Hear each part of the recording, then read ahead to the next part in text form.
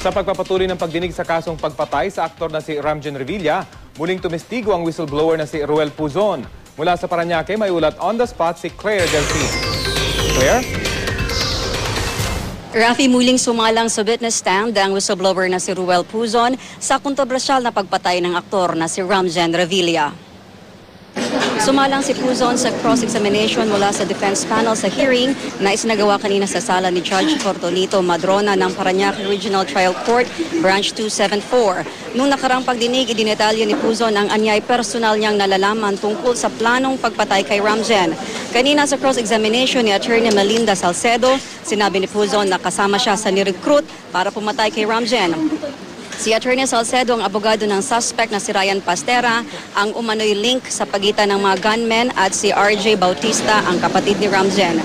Ayon kay Puzon, October 12 ang original schedule pero di ito natuloy. May sakit daw siya sa mismong araw ng pagpatay kay Ramjen noong October 28. Wala raw siyang alam sa mga nangyari sa mismong araw na ito at nalaman na lang niya ito sa TV kinabukasan. Sa tanong kung nabigyan siya ng reward money matapos magbigay ng testimonya sa pulisya, sinabi niyang hindi.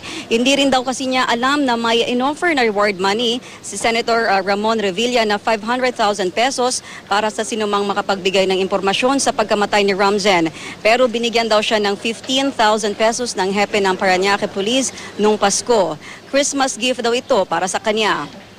Sa pahayag sa media ni Attorney Salcedo, sinabi niyang may mga inconsistency si Puzon sa kanyang salaysay. Bagay na sinabi naman ng lead prosecutor na si Attorney Apolinar Quitulio Jr.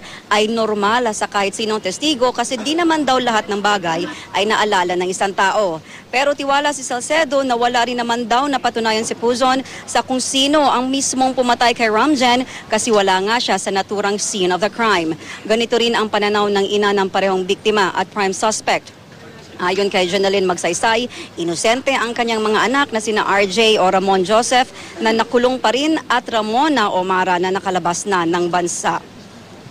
Rafi, sa July 17 na nakatakda ang susunod na pagdinig sa kaso kung saan inaasahang itutuloy ng defense panel ang kanilang cross-examination kay Puzon. Rafi? Maraming salamat, Claire Delfin.